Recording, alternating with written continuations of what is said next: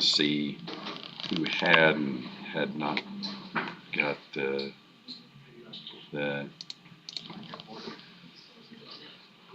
code yet. Has anybody tried and had trouble? Or have you tried yet? Or so the first assignment will be due on the, okay, let me make sure I got that. It said the 11th. That gives you time, so it's due that day. So it's the 11th of September.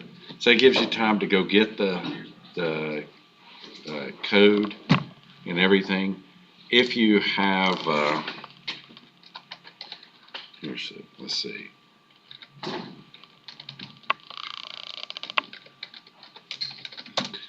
Let's see. Well, let's see. There should be so it's called, for some reason they have two names for it, Mastering and My Lab. I don't know exactly. You can apparently burrow down through the Blackboard thing and get it too. But let's see. I was doing.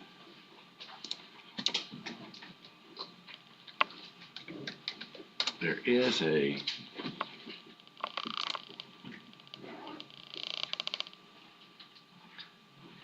Okay, there is a help.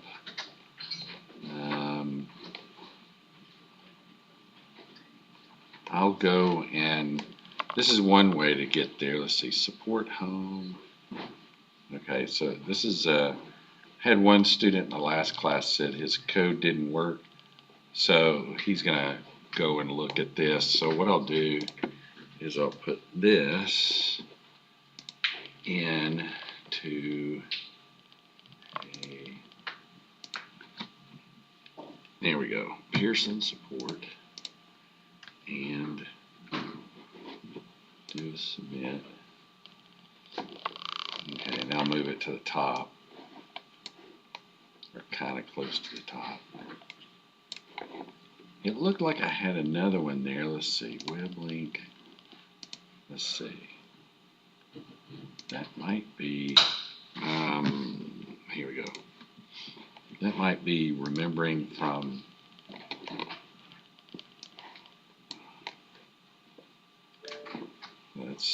I don't know what to put first. I may change them around a little bit.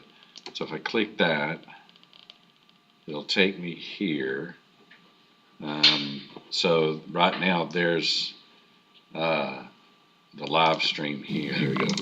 So that might be remembering from, if you go look, it's a few seconds behind. You can see me moving it. I don't know what to put first. I may change them around a little bit. If you go into here, you'll find live now.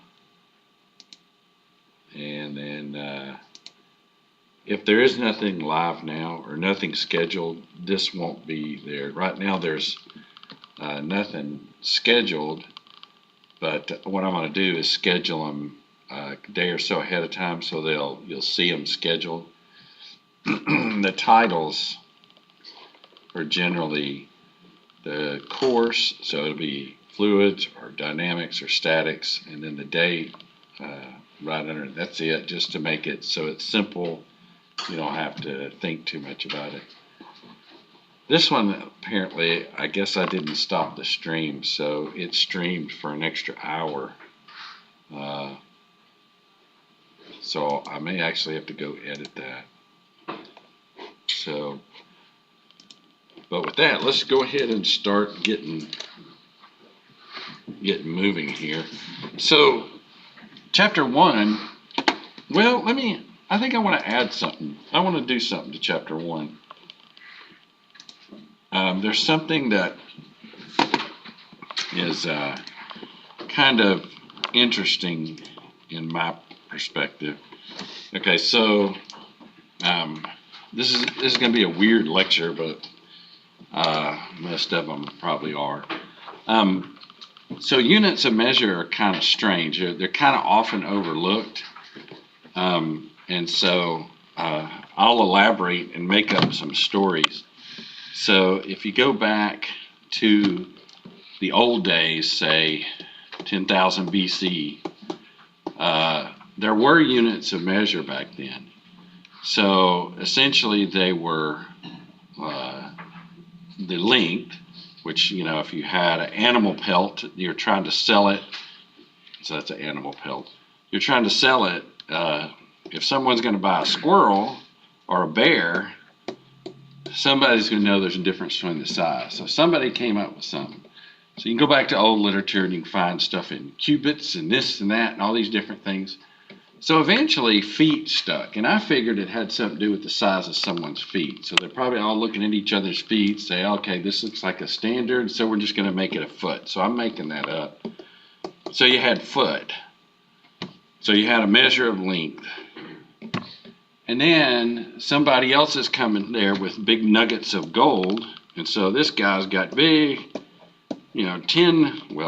4 big, huge rocks that are golden. And this guy's got a little bitty rock, so somebody had to come up with a scale. So I don't know, I'm just making this up. So here you have a scale, somebody made it, and somebody had to have a unit of measure in order to make it uniform. So I don't know, I always imagined somehow a pound came up, and so I figured in an exchange somebody started beating somebody, and so they said they're going to pound them, So there's your pound. So there's your other unit of measure is pound. So it is actually, okay, so I'll go ahead and use the W for unit of weight, but also I'll put that because it's also a force. And then time. A couple of things happened, I guess. You can imagine that you kept going by the stream and looking at the water and seeing a reflection and start seeing gray hair and things happened. And the other thing that happened, probably more evident than that, we always look back with our modern arrogance, and we look back at the old people of the old times and say they were so stupid and we were so, but yet when you look back at the old literature, they knew the exact minute that the solstice was. You can look back in old literature that's almost this old, in which they figured out there was a 19-year lunar cycle. I mean, so the moon goes through a path and takes 19 years to go back through the same path. So they knew more than we think. As a matter of fact, if you go to, what's that thing called, Petra in Jordan, it's kind of interesting. For years and years and years, people were, they're still studying it today. It's been the last 20 years they've kind of figured out what did happen there. There was a lush garden. It was a huge area in the middle of the desert. It turns out there was a small well like 15, 20 miles away. And it turned out, I'm not a great drawer, but I'll attempt to draw, that you've probably seen these. Imagine this is a piece of ceramic, and it's a pipe. It goes through here like so. And what you do is you stack several of these. If you look at old homes, you'll see exactly that, where there's a bell on one end and you just put the other end against it. We're so used to developing chemicals and running the thing around the PVC pipe, or now we've developed PEX and all this stuff. There was a piping system. I think it was 18-inch sections that were made of pottery that essentially went from that well 20 miles away and went all the way down and supplied that whole area of its water. It turned out that, if you have water flowing through a pipe, there's two things that can happen. One is you can have so much water flowing so fast that it eventually fills the pipe. And so down here, it's completely filled. Right here is some air. What happens in this region back is it's something called hydrostatic pressure. So there's not much pressure on the outside. It's just atmospheric plus a little bit of weight right there. But when you get here, essentially all this is full of water. The pressure gets really high down here. And consequently, it would leak out the edges. Now, it turns out that a professor in, I want to say, either San Diego or Los Angeles, He's a civil engineering professor. One of the other professors was at U of A. He's an archaeologist. And the other professor picked up this and realized that they had stacked these pipes in such a way that they knew the flow rate would remain not touching the top. When it does not touch the top, there's not a pressure for it to leak. And essentially they stacked the thing all the way for 20 miles or so. I might be right, it might be 15 or something like that, such that it was at a 4-degree incline. It turns out if it's at 5 degrees at the flow rate that they had, the pipes would fill and it would start leaking out of the pipe system.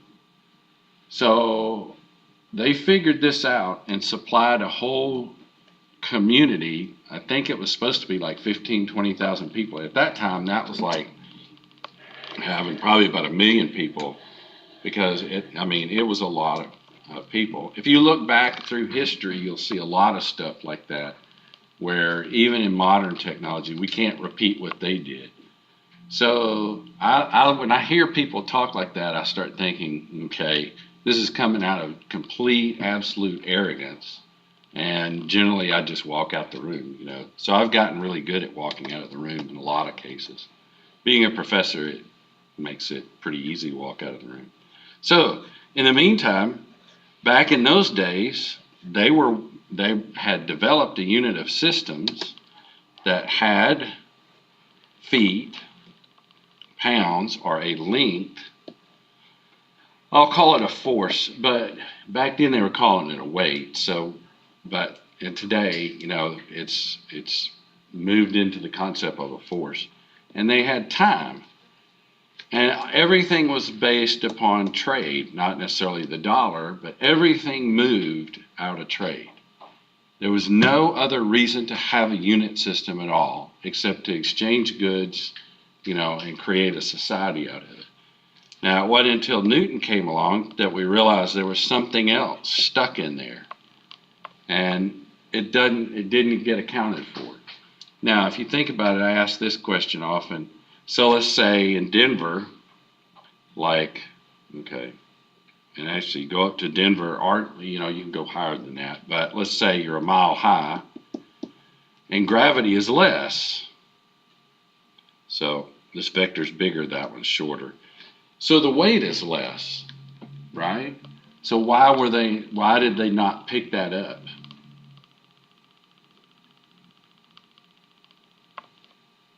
So that's a good thought question.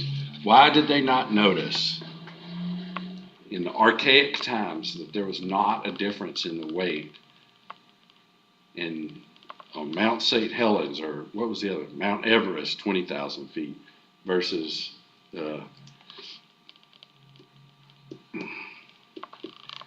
because weight is equal to mg. If you go up, well, they essentially brought their rocks with them, their scales. So you had to have, it wasn't spring rated, so somebody had a wagon. I guess they had developed a wheel back then, so they threw their big scale things. These are the units of measure, and they put it in their wagon, and they had this donkey, and the donkey went up, and he had big ears, and he had a hat too. So he went up the hill carrying these big rocks, and up comes this other guy carrying stuff, his gold nuggets, and he's going to trade it for the beaver pelts. So this guy had a bunch of beaver pelts and maybe some bears. Went up the hill, they met at the top. So he pulled out his stuff. It still had the same mass as it did down here. So the fact of the matter is, the weight of his stuff dropped as well as the weight of the other guy's stuff. So they never knew it. The only way they would have seen that is if they had used springs. And you generally won't find old ancient scales with springs. They generally had systems of measures to make exchanges like that. So they had no evidence that there was anything different. It wasn't until Newton came along till we moved to our so-called modern concept. Let's see. And in our modern, there is a way I think you could do. You double click it? Well, yeah. In our modern concept, now we had a mass. So now systems, were weird. Okay, so somehow, okay, so if you think about it, they weren't really, back then, they were not tied together. They were just by themselves. You had a length, and somehow that got exchanged with goods to associate with this. And actually, time played a big role in when you planted to survive in your crops. So time was a big deal. You know, if you go out to Santa Fe, they have a thing called the burning of Zozobra or something. I guess it's Zobra. So it's the season changes. And so there's a lot of seasonal celebrations all around the world that are basically tied to some of this old mentality, which actually is maybe not too bad. So we knew about time, but we didn't know how to tie them together. And suddenly we do, because Newton came along and discovered that. So F is equal to ma. Well, okay, so I'm going to stick to, you know, the English right now. Pound is equal to something times a foot per second squared. So now notice, this is the archaic unit. This is archaic. And this is archaic. If you think about it, this was basically existing, you know, if you think about an English system, it's basically pre-Newton in a way, in that there's no concept of what the mass is yet.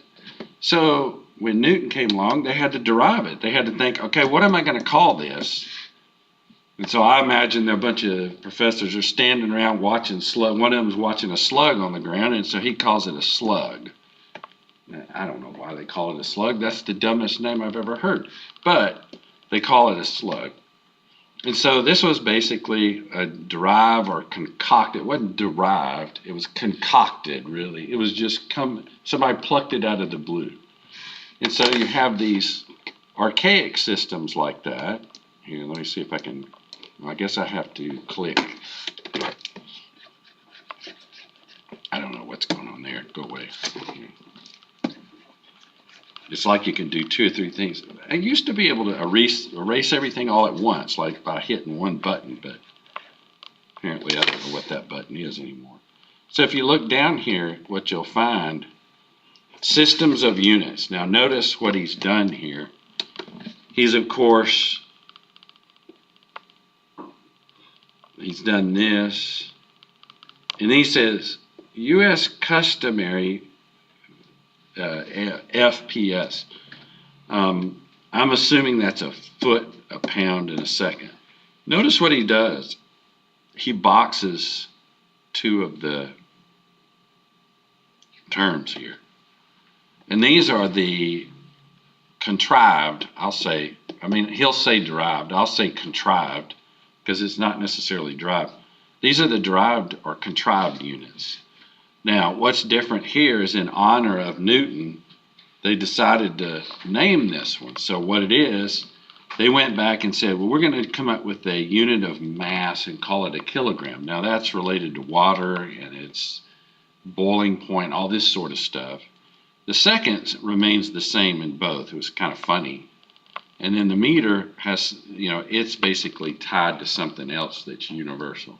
So what they were trying to do in the concoction of these SI units was such that you could do things just like what they were doing back in the old days. You could take a certain amount of water, make sure it's pure, do something to it, and you could figure out the mass of something. So you could, if you were over here versus in Europe versus in Africa versus, you know, in the Middle East or wherever, you could take that, and that water would be water. It's the same. So you could figure out everything based on that.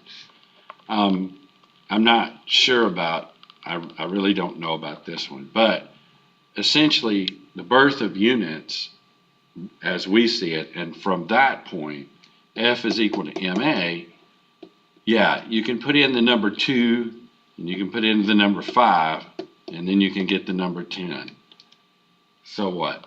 The key here is you have now a unit exchange. Let me give you a typical case. You probably won't see this for a while, but here, let me do this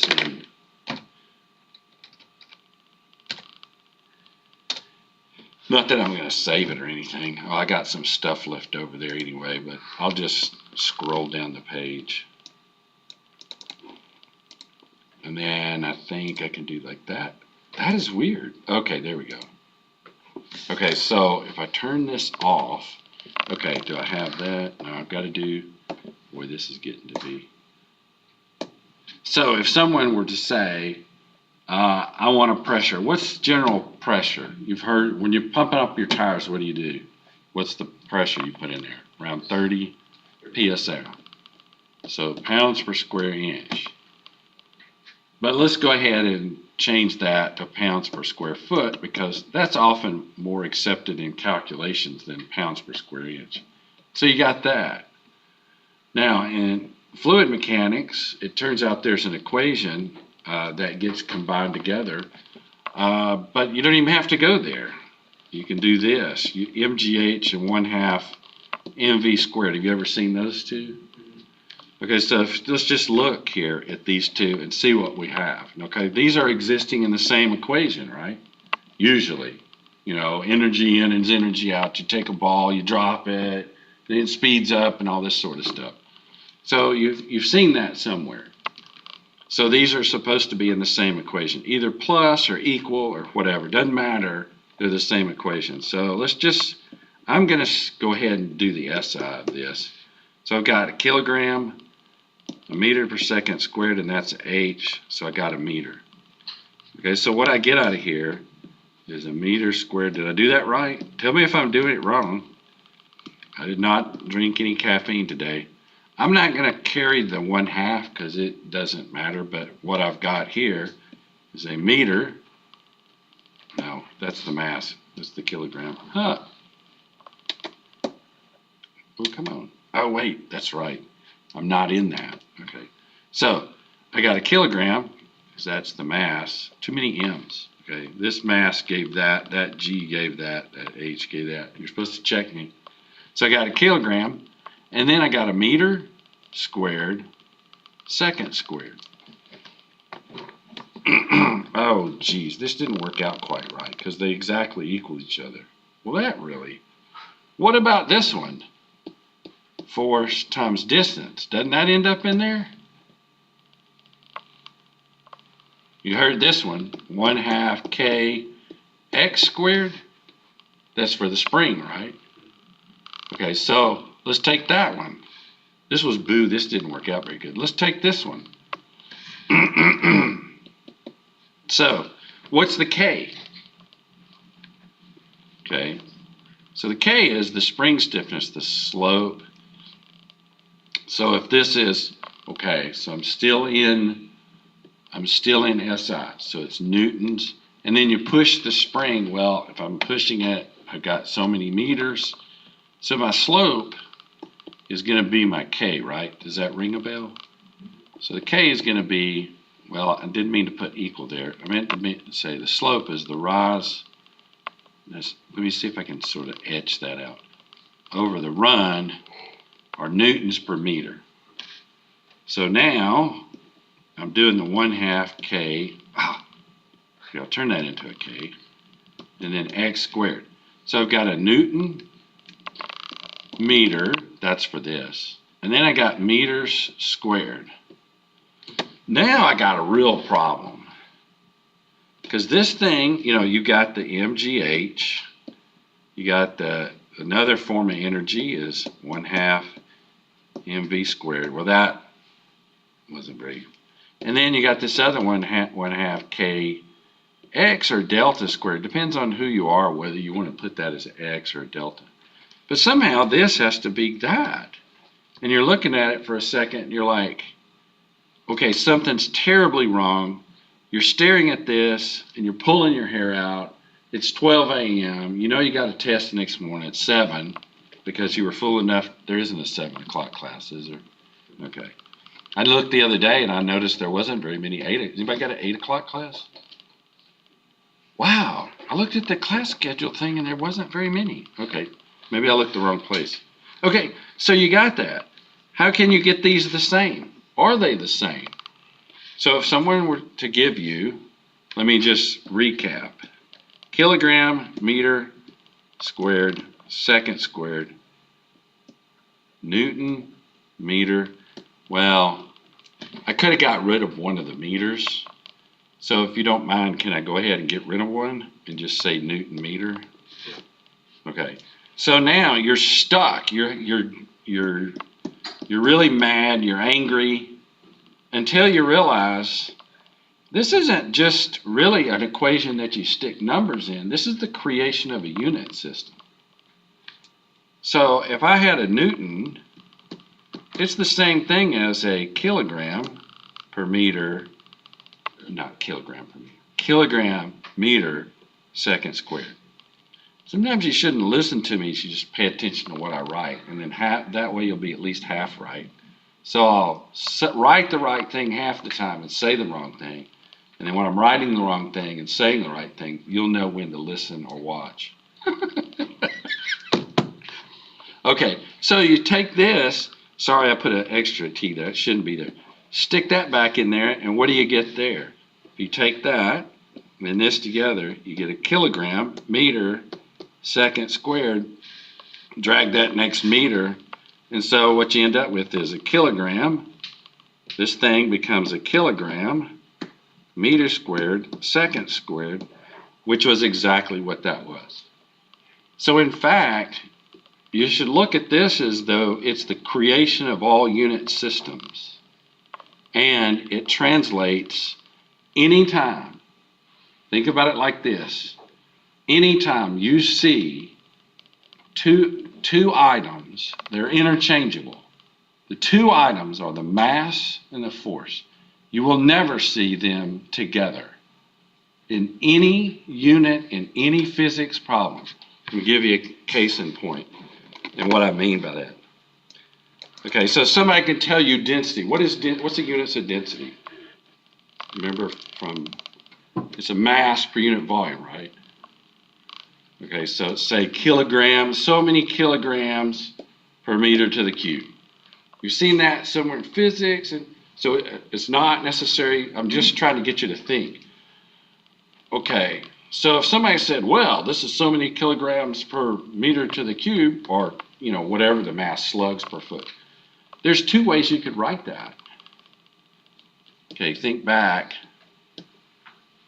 Okay, and so this means a kilogram could be written as a Newton. Take that to the other side, that would be a second squared in a meter, right? Meters per second squared. So take that back. A Newton is a kilogram per meter second squared. So essentially, I moved that around like that. Does that make sense? Did I do that right?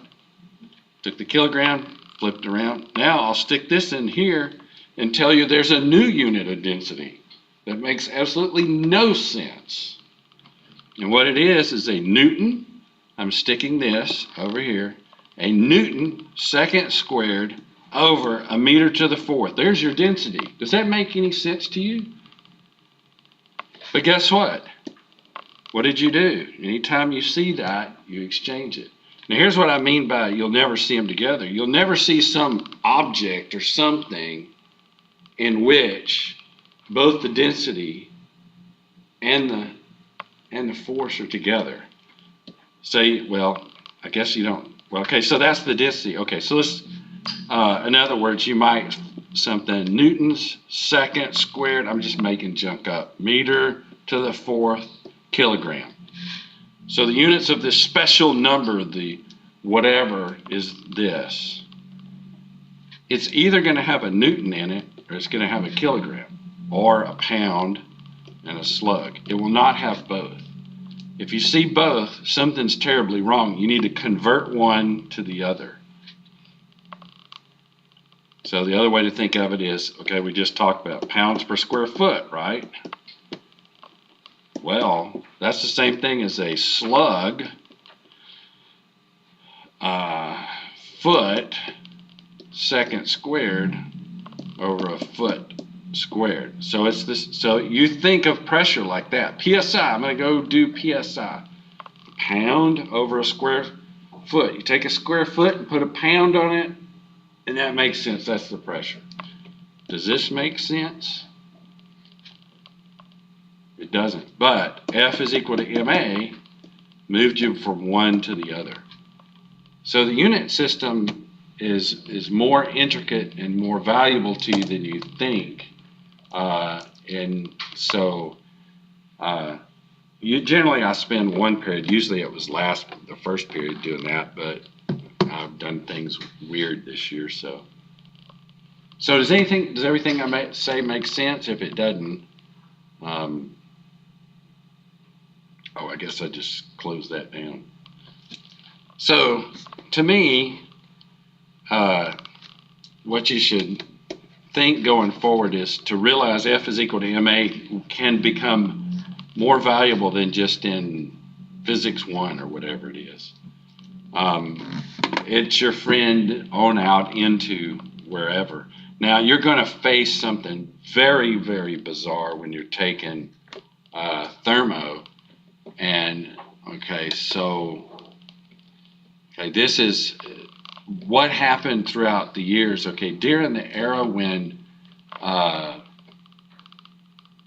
Newton came along, and just after that, the British Empire was fairly large, and so they had a more influence on the unit system. So we're stuck with certain things out of that, although most of Europe has moved to the SI. So there's this real weird thing in thermo that you'll only see in thermo. When you get into fluids, it disappears.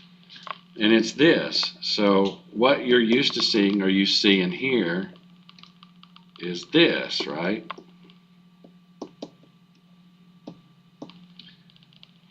Now, in thermo, they say, well, we would like to have or designate this to be slightly different. Since it's derived, we're going to derive it like this. First, we're going to indicate that this is a force.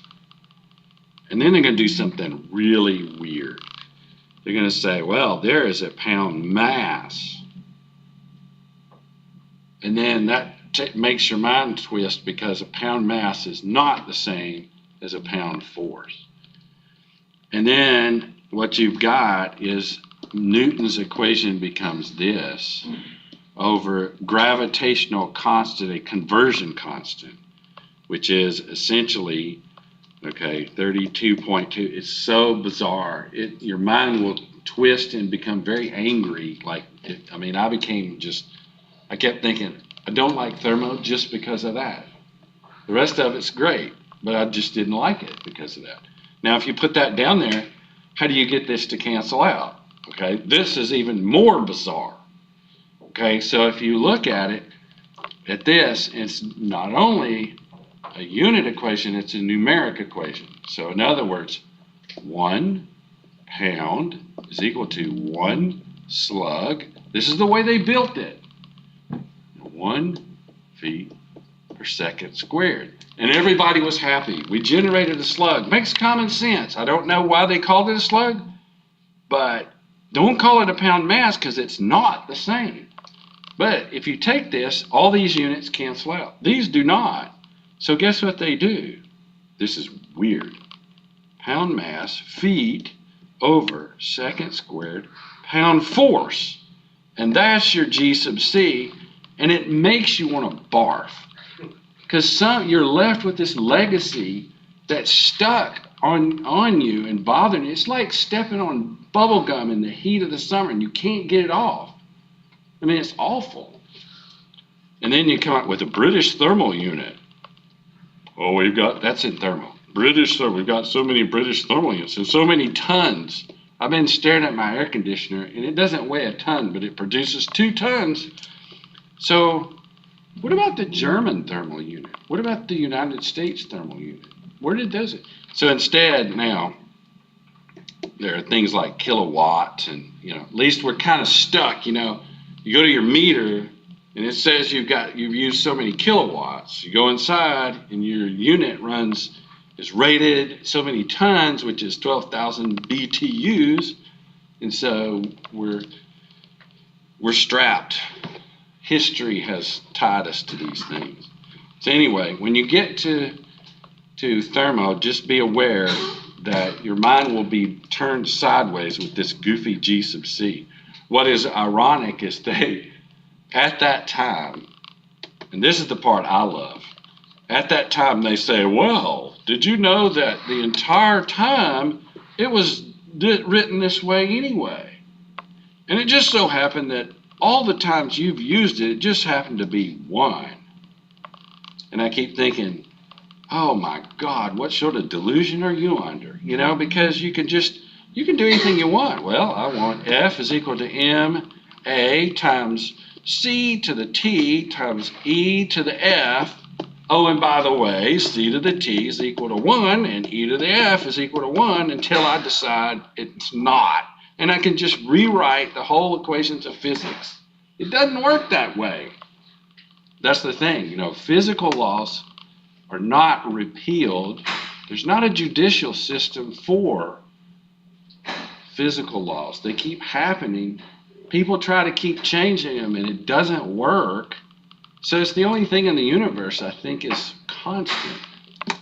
So anyway, so I'm done with my philosophical things and now we'll move. But I've almost wasted your time.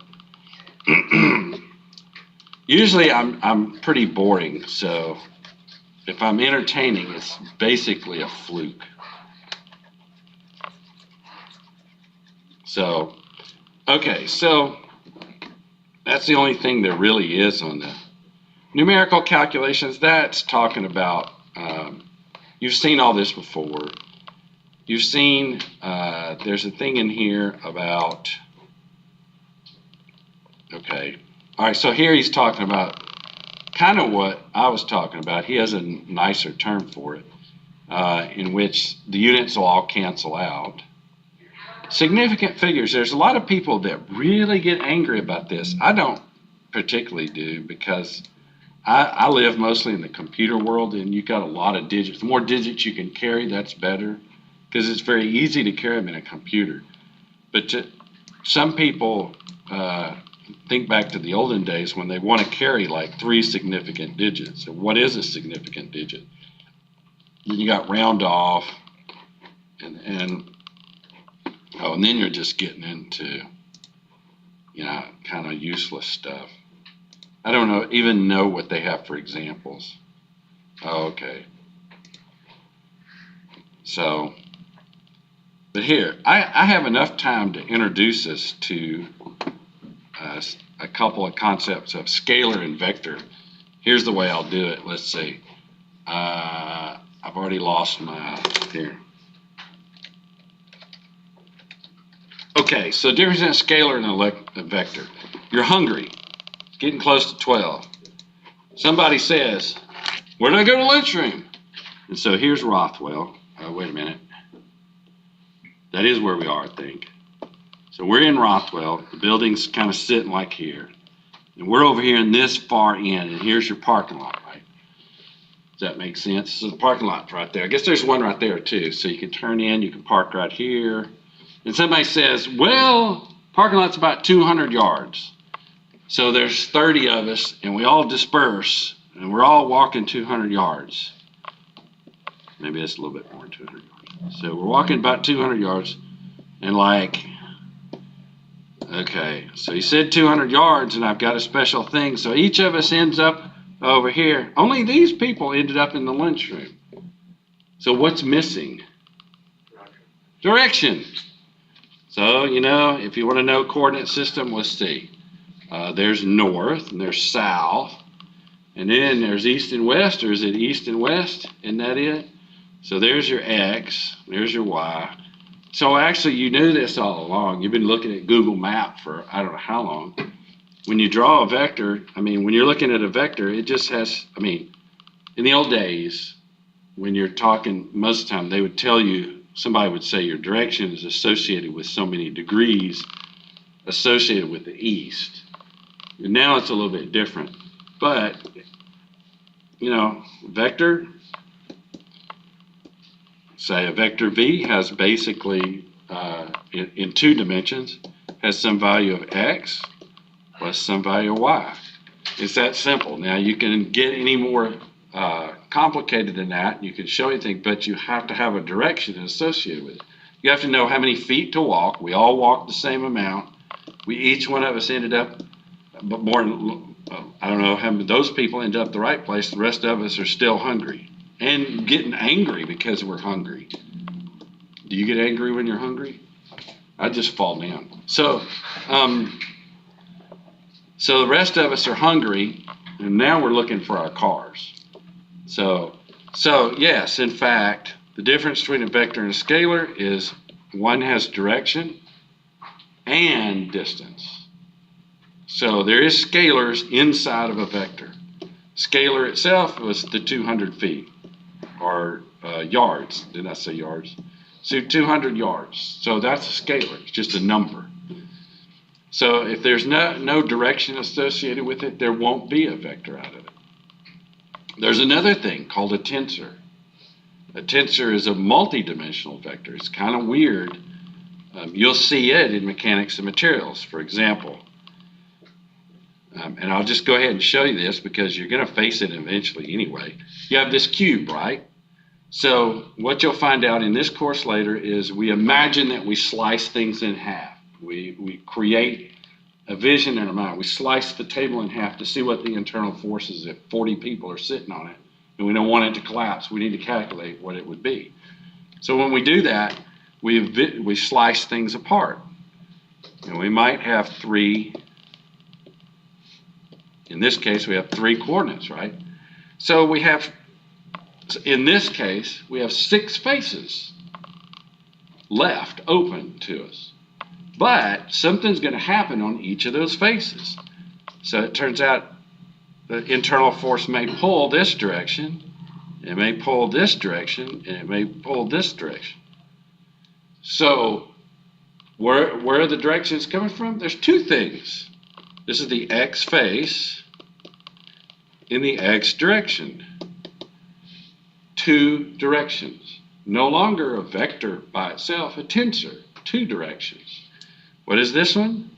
It's the x face, the y direction. And what is this one? It's the x face again, and now it's the z direction. So you have 2 coordinates here. Likewise, you'll have one here. This one would be the z face, the direction the face is facing, and the direction it's pulling. You would have something this way. This one would be the z face, and then the y direction. So a tensor is nothing more than an extra step past a vector. Tensors are all over inside math. They're all over inside, this you'll see in mechanics of materials, which is after this course. You can delay an extra semester. I would not recommend it. I'd recommend that once you complete statics, you just go immediately to mechanics of materials, because there's 2 other classes past that you need, and you don't want to delay it. So you need to go ahead and do it. So there's an extra, and usually you don't talk about this in statics. I just want to tell you that there's extra layers under this, and it makes common sense when you look at it that way. So past that, you'll see other things. Plus, I'm trying to waste another 4 minutes, and I can waste another 3, or we could go ahead. Which one would y'all vote? Are y'all hungry yet? Lunchroom is that way. Oh yeah, it's that way. Isn't that right? Yeah, it's over there. You can see it from out there.